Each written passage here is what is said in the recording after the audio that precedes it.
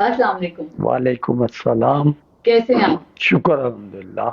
آج ہم بات کرنا چاہیں گے کہ پاکستان کیوں بنا، اس کی وجوہات کیا بنی۔ بر صغیر میں مسلمان، ہندو، عیسائی اور دوسری بہت ساری اقلیتیں رہ رہی تھیں۔ پاکستان بننے کی بیسک وجوہات کیا ہیں؟ بسم اللہ الرحمن الرحیم۔ پاکستان بنانے کی بنیادی وجہ یہ رہی کہ مسلمان جو تھے ہندوستان میں اس وقت 20 سے 22% تھے ٹوٹل آبادی کے، اور بہادر شاہ ظفر کے بعد کیونکہ بادشاہت تھی اور مسلمانوں نے ہندوستان کو مسخر کیا تھا، اور اس کے بعد وہ بادشاہت پچھلے 700 سال ان کی چلتی رہی۔ اس کے بعد انگریزوں نے قبضہ کر لیا تو انگریز لامحالہ ایک وہ اپنے نظام کے تحت برٹش کا جو ان کا سسٹم تھا، وکٹوریا ملکہ کے تحت وہ اس کو یہاں ڈکٹیٹ کر رہے تھے، اور ان کے دور کے اندر ان کا ایک اپنا ہی نظام تھا، وہ جسے چاہتے تھے جیسے چاہتے تھے، قانون سب کچھ ان کے تھے، اور جو کوئی صحیح طرح سے ان سے تعاون کرتے تھے، ان کے جو بن گئے پیروکار بن گئے یا جو اعلیٰ کار بن گئے، ان کو تو وہ نوازتے تھے، اور جو سچ بات کرتے تھے، حق کی بات کرتے تھے، مسلمانوں پہ ظلم یا دوسری اقلیتوں پہ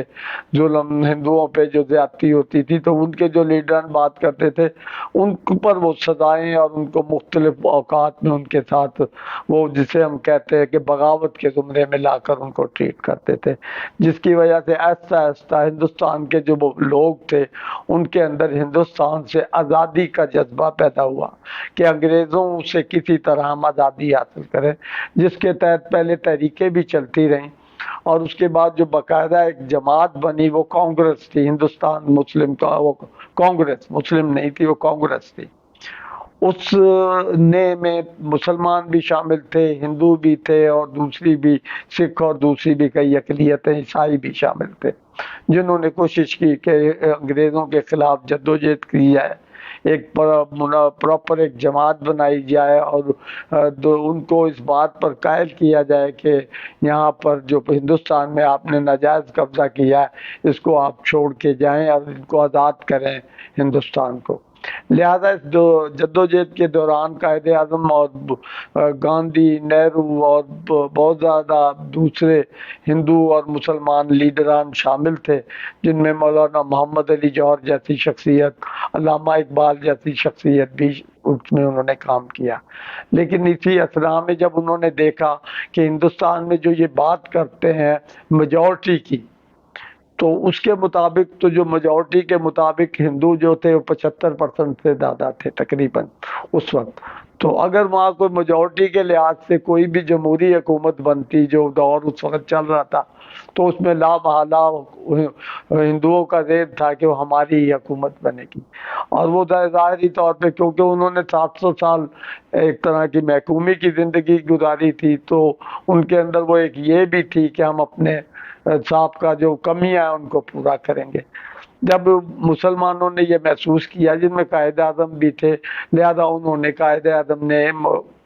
کانگریس سے علیحدگی اختیار کی اور کانگریس چھوڑ کے انگلینڈ چلے گئے، اور اپنی وہ وہاں پر کیونکہ وکالت بہت بڑے وکیل تھے، انہوں نے وہاں اپنی وکالت شروع کر دی۔ اس اسنا میں جب یہ ساری صورتحال چل رہی تھی تو اسی دور مسلم لیگ کا قیام عمل میں آیا، جس میں ہمارے بنیادی کچھ لیڈران جو تھے بڑی انہوں نے کوشش کی اور مسلمانوں کو اکٹھا کیا اس بنیاد پر کہ مسلمان اپنی ایک جماعت بنائے جو اپنے حقوق کے لیے اور جو آزادی میں جو کوشش کریں ان کو اس کے برابر مطابق وہ اپنی کو کرے۔ اور اسی کے تحت پھر علامہ اقبال دوبارہ انگلینڈ گئے، اور انہوں نے کیونکہ مولانا محمد علی جوہر وہاں پر کیونکہ فوت ہو گئے تھے بیت المقدس میں جب گئے گول میز کانفرنس کے بعد، تو انہوں نے یہ کہا تھا کہ میں مقبوضہ ہندوستان کے اندر نہیں آؤں گا، اور انہوں نے اللہ نے ان کو شہادت کی ایک طرح کی موت دی، اور وہ وہیں بیت المقدس میں دفن ہوئے۔ بہت بڑا اعزاز ہے۔ اس کے بعد پھر علامہ اقبال انڈیا سے انگلینڈ آئے، اور انہوں نے قائد اعظم کو مجبور کیا کہ آپ آ کے مسلم لیگ کی قیادت کریں، جس پر آپ نے فیصلہ کیا، محمد علی جناح قائد اعظم نے فیصلہ کیا کہ وہ پاکستان آئے، اور اس کے بعد انہوں نے مسلم لیگ کی باقاعدہ دوبارہ نئے سرے سے تنظیم نو کی اور اس کے لیے باقاعدہ ایک کوشش کر کے پاکے پھر اسی دوران دو قومی نظریے کو کا وہ وجود آیا کہ کیونکہ ہندو اور مسلمان دو علیحدہ علیحدہ مذہب، رہن سہن اور ان کی ہر چیز علیحدہ ہے، لہذا آزادی کے لیے ہمیں مسلمانوں کو علیحدہ ایک ملک حاصل کرنا چاہیے، اور اس کے اوپر انہوں نے پاکستان کا لفظ لیا اور اس کی بنیاد اسلام پر ہی ہوئی، کیونکہ مسلمانوں کا مذہب اسلام تھا، لہذا اس وقت لا الہ کا نعرہ بلند ہوا کہ پاکستان کا مطلب کیا، لا الہ الا۔ اسی بنیاد پہ کچھ مسلمانوں نے جو کانگریس سے ان کے الحاق تھے، انہوں نے باقاعدہ نہ کانگریس کا ساتھ دیا اور انہوں نے پاکستان کی مخالفت کی، جس میں مولانا محمد آزاد اور پھر دیوبندی علماء جتنے بھی تھے محمد ارسا دیوبند کے، انہوں نے بھی ان کا ساتھ دیا اس وقت۔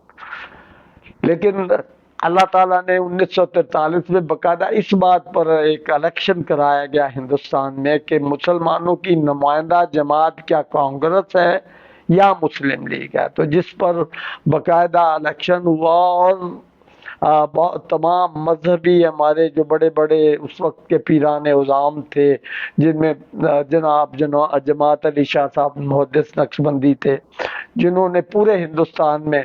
باقاعدہ مسلم لیگ کی حمایت میں جو اپنے جلسے کیے اور لوگوں کو کہا کہ جو شخص بھی مسلم لیگ کو ووٹ نہیں دے گا اس کی میرے سے بیعت ٹوٹ جائے گی۔ ایک بہت بڑا ایپ تھا اور جس پر لوگوں نے ان کے لبیک کہا، اور اس الیکشن کے اندر 90% مسلمانوں نے مسلم لیگ کو اپنی نمائندگی کا ووٹ دیا، اور اس کے بعد مسلمان باقاعدہ مسلمانوں کی نمائندہ جماعت بن گئے اور انہوں نے پاکستان کا علیحدہ بنانے کا مطالبہ کیا۔ یہ مطالبہ اللہ تعالیٰ نے ایسا ایسا قائد اعظم کی سربراہی میں تمام انگریزوں سے، جس کے لیے انگریزوں نے بلکہ کافی کوشش کی، ہندوؤں نے بلکہ انگریزوں کے ذریعے کہ وہ قائد اعظم کو اس بات پہ قائل کر لیں کہ متحدہ ہندوستان رہے اور آپ کو ہم وزیر اعظم بنائیں گے، لیکن قائد اعظم نے اس بات کو نہیں تسلیم کیا اور کہا کہ نہیں، میں پاکستان کو آزاد کرواؤں گا، اور اسی بنیاد پہ انہوں نے یہ فیصلہ کروایا کہ 1948 میں باقاعدہ اس کا اعلان ہونا تھا، اگست 1948 میں آزادی ملنے تھی، لیکن اللہ تعالیٰ نے موقع دیا اور وہ ڈیٹ چینج کر کے انہوں نے 1947 کر دی۔ قائد اعظم نے جو یہ جلدی کا فیصلہ اس لیے منظور کیا، جس میں تھوڑا سا نقصان بھی اٹھانا پڑا، کہ انہوں نے ہوشیارپور اور وہ علاقہ جو تھا پورا جو پہلے پاکستان کے نقشے میں تھا، اس میں سے لارڈ ماؤنٹ بیٹن اور نہرو نے آپس میں سازش کر کے اس کو پاکستان سے علیحدہ کر کے ادھر کر دیا تھا، اور اس وقت اگر اس جھگڑے کو اٹھایا جاتا تو شاید یہ دیر ہو جاتی اور زیادہ۔ قائد اعظم کو اپنی صحت کا پتہ تھا کہ وہ ٹی بی جیسی مہلک مرض میں لا علاج مرض میں مبتلا ہے، اس وقت اس کا علاج نہیں تھا، لہذا انہوں نے بہتر سمجھا کہ جو اللہ تعالیٰ اس وقت ہمیں آزادی کی یہ نعمت دے رہا ہے ہم اس کو حاصل کر لیں، شاید اگر یہ ڈیلے ہو گیا تو پھر ممکن نہ ہو سکے، اور اس طرح اللہ تعالیٰ نے 14 اگست 1947 کو پاکستان کو ایک آزاد مملکت کے طور پہ آزاد کیا۔ اس کے بعد قائد اعظم کی طبیعت خراب ہوئی اور 1948 میں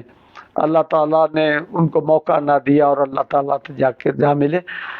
ان کا بہت بڑا احسان ہے پاکستان پر، پاکستان میں بسنے والوں پر، تمام مسلمانوں پر،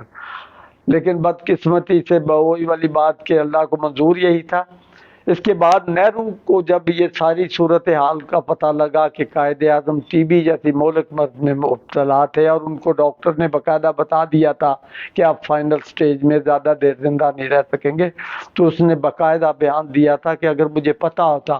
کہ قائد اعظم اتنا زندہ نہیں رہ پائیں گے اور اس مہلک مرض میں مبتلا ہیں تو میں پاکستان بننے ہی نہ دیتا، یعنی میں اس کو تاخیر میں ڈال دیتا، کیونکہ انگریزوں کے ساتھ ان کے بڑے اچھے مراسم سے، لارڈ ماؤنٹ بیٹن اور اس کی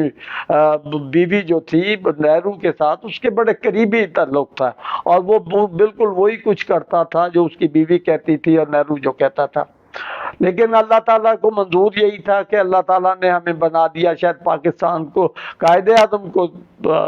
پیدا اس لیے کیا تھا کہ پاکستان بنایا جائے، اور وہ انہوں نے بنا دیا۔ باقی ہماری بدقسمتی ہے کہ ہم آج بھی اس کو صحیح طرح سے بننے کے بعد ہم نہیں کر سکے۔ اس کے اوپر ہم علیحدہ بات کریں گے اگلی نشست میں کہ پاکستان کو ہم فلاحی ریاست، اسلامی فلاحی ریاست کیسے بنا سکتے ہیں، اور انشاءاللہ ہم بنائیں گے۔ اور یہ ہم وہ جیسے وہ شاعر کہتا ہے کہ نہیں ہے نا امید و اقبال اپنی کشت ویراں سے، ذرا نم ہو تو یہ مٹی بڑی زرخیز ہے ساقی۔ ان الفاظ کے ساتھ اللہ حافظ۔ اور انشاءاللہ نیکسٹ جو ہمارا پروگرام ہوگا وہ یہی ہوگا کہ ہم پاکستان کو کیسے فلاحی ریاست بنا سکتے ہیں، اسلامی فلاحی ریاست، اسلامی فلاحی ریاست، بالکل، جس کا بہت زیادہ جس کا اصل خواب ہی یہی ہے، اسی لیے تو پاکستان بنایا گیا۔ اور بہت سارے لیڈرز کا ذکر تو کرتے ہیں، لیکن یہ کس طرح سے ہو سکتا ہے اس پہ جو ہے وہ بالکل بات کی جائے گی۔ بہت شکریہ، تھینک یو سو مچ سر، اللہ حافظ۔ اللہ تعالیٰ آپ سب کو اپنی حفظ و امان میں رکھے۔